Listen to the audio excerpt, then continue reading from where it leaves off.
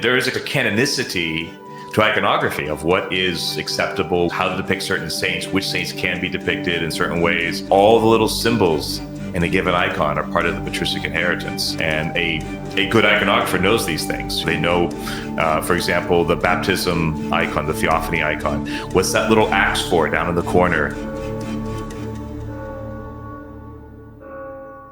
I've also seen it with icons where people will say, like on the internet, saying that this is the icon of so and so, and it has an accurate maybe quote of them, but like that's not them. Well, there's also, I mean, this is something for an iconographer to kind of gripe about, but there are also, people who are experimenting with new types of iconographic images. There is a canonicity to iconography of what is acceptable, how to depict certain saints, which saints can be depicted in certain ways. And there are people who are out there creatively experimenting with things that a lot of traditional iconographers would say, well, that's not kosher, and so we have to be careful. Some of these images pop up, but just because someone has painted a certain icon image does not mean that should be in a church anywhere or in your personal prayer corner, because who knows who came up with that idea and if that's attested to anywhere else, because that is part of the patristic inheritance too. The iconography, the theology behind iconography, right? All the little symbols in a given icon are part of the patristic inheritance. And a good iconographer knows these things. They know, for example, the baptism icon, the theophany icon. What's that little axe for down in the corner that's oftentimes there next to the tree? There's a whole, biblical connection that's making about when Christ says that in the Bible. Why is it there at the theophany? It's not in every version of theophany, but many of the ancient icons and modern icons, it's there. Right. But you can't just make something up. I've seen other iconographers just make something up. They're kind of self-trained or something. They stick all kinds of little things in the image that are modern inventions, so to speak. It reminds me of a quick little story. We were at a catechism class, and the deacon was just doing this amazing job of basically pointing to the dome and all of the icons, how they correspond to one another. And he was doing basically typology. This story points to this story, to this story. And I told my wife, I said, I've spent like 2 decades reading journal articles and scholarship and commentaries and all these things to like get to hear those kinds of things. And right now you and the kids are hearing this within a basic catechetical lecture. Not even a lecture, like an experience. And I was like, this just is how it's supposed to happen. It's supposed to happen within a liturgy. It's supposed to happen in this sacred space. And that was a big point for me to take from. Like, it does matter where you worship when it comes to approaching the fathers and the scriptures. Okay, we're on social media, whatever people's preferences are. And let's say they see an image, like a meme of a church father quote. Right. And there's no reference to where it comes from. Before someone hits the share button, what should that person do? This goes for anybody. Before they hit the share button, I like that quote from that father, and they just share it without thinking. What should they do to verify? It's very difficult, because when there's no attribution, unless you already are familiar with that father, and you can say that sounds like it would come from this text, and you could do a little quick peruse through the text or something, it's very difficult. Now, one of the good things is sometimes technology we can use to fight technology, right? Right. And so we can do a Google search or even a ChatGPT search. That's the most pro AI thing I'll ever say, probably. But you can use it. I have used it like that. I've seen quotes and I punched it into ChatGPT and said, "Is this an authentic quote? What work does it come from?" And it is found. Sometimes it'll say, "Well, this sounds similar to this one." I'm like, see, they changed it a little bit to fit, because people love to paraphrase things, or they pull it from some odd translation done by, who knows. There are a lot of pseudo scholars floating around they aren't actually qualified. They oftentimes do is they'll take some like the Schaff edition you have there. They'll take like a quote from there and they'll just re-paraphrase it into modern English without looking at the original languages. Because that's public domain stuff, they can just kind of take it as is, republish it and tweak it as they like. And sometimes the quotes come from those kind of sources, or from like collections of sayings from some, early Christian writer, or on a website that someone put those paraphrases up there. So it could be some paraphrase that has distorted the original context. Or there are numerous quotes that were never found to be actually attributed to a writer. Like, I think one of the most famous is the quote that supposedly St. John Chrysostom wrote, which they've never found attribution, which is, the road to hell is paved with the skulls of priests and bishops. I've heard that so many times. Nobody knows where it came from. I think the earliest quote was sometime during the Reformation. Of course, a reformer is the one quoting it against the Roman Catholics. So, but there's lots of little quotes floating around like that it's impossible to find the original source. I think if anyone looks at something, a little research would be good. A Google search at least, type in the whole quote, ChatGPT, type in the quote, see if it comes up anywhere.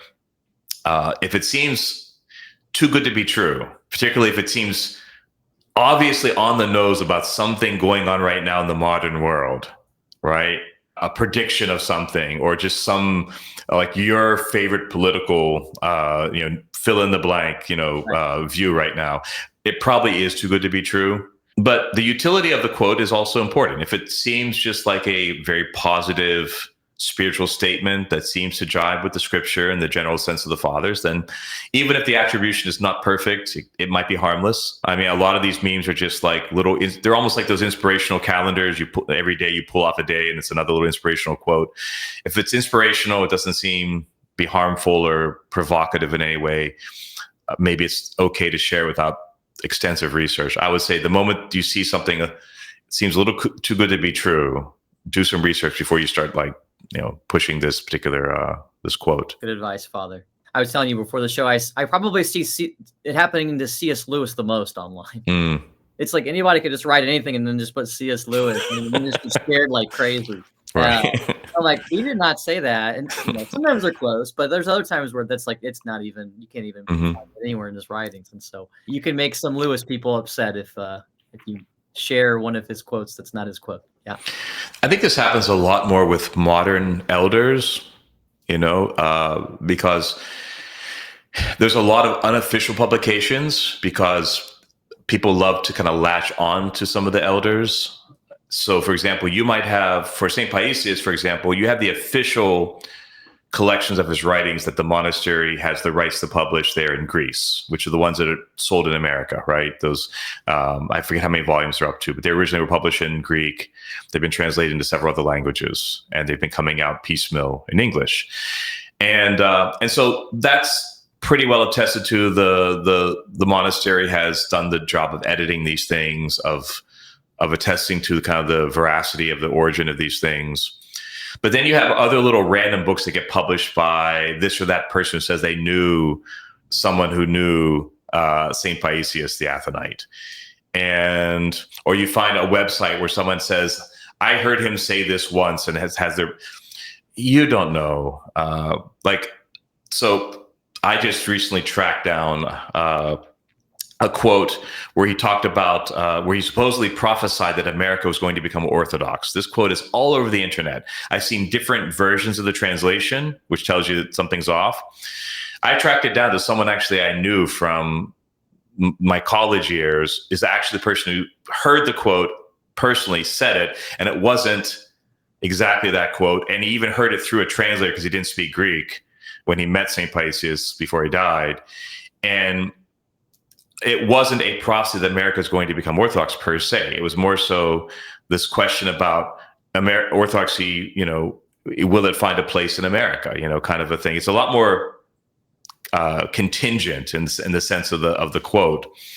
But people are saying, St. Paisius said America is going to become an Orthodox nation, and the various versions of that, if you take that as a kind of an absolute patristic statement, so to speak, like he's a saint of the church, he said this is going to come to pass, then that could create a lot of problems, right? I mean, it makes it seem as if we're not doing our job if we haven't converted America yet, or makes us assume that is the absolute fate, of this country or something like that. And yeah, so those kind of things we should be very cautious of, those little prophecies and things that float around, attributed to this elder or that elder. Look to official sources, look to their official things they wrote, because sometimes they publish their writings during their lifetime, or who has possession of their actual journal or whatever. that's important. Look for you could say the custodial chain of the information, right? The same way that I was taught back in college, the internet was just coming out back then, and we were taught like how to do proper internet research by looking at the custodial,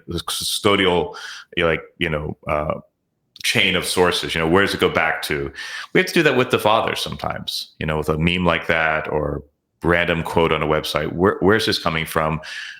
Is this in any way reliable? How much possibility for distortion has there been in all the transferences of this particular passage, to where it is now? I like the tip in your book where it's like, approach them with humility and don't weaponize the fathers. So, yeah, right. You can have these tendencies. I'm online a lot. It's easy to be like, well, let me find this quote where I can win this argument. Yeah, proof testing is never a good idea. I mean, it's not good with the Bible, and we usually decry that as Orthodox. We're like, don't proof text the Bible at me because you're misusing it.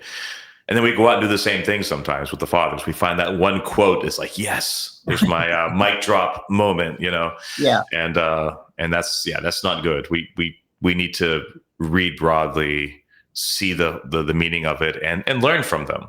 Approach them humbly to learn from them. Well, thank you so much, Father, for this new book. Again, I would encourage everyone to get it through Ancient Faith Publishing. It's going to be this great accompany, this guide to the fathers. I think many people who are inquiring into the faith, those who are new to the faith, those who have been around for a while, but they need to brush up on like, how do I really approach the fathers? I think this book's going to be really, really helpful. Well, thank you for having me on. It's been great. Finally get to talk to you in person. So I know. Yes. I've always wondered what would it be like how much money would it take and how many decades would it take to have like a whole like Orthodox online series for free for everyone to access? Like how much would that cost? The Wise Phone 2, which I currently use as my phone. It's an amazing phone that helps you not doom scroll or be addicted to social media and other vices because it doesn't have a web browser, but it does function like a phone. You can call, you can text, you can take pictures, you can do videos. It even has apps like Uber and Lyft. You can order food, maps to get around town, all the things that you kind of need in this modern life. While at the same time being able to have a boundary between you and work or you and distractions. So you can be more present with your family, with your kids, with your spouse, whomever. This has been a very freeing experience for me to have the Wise Phone 2. Again, you can get $40 off through my discount code KING today. Oh, my fantasy, which will probably remain a fantasy, would be that someone put the funding into a little Orthodox Patristic institute that would have the sole purpose of just a handful of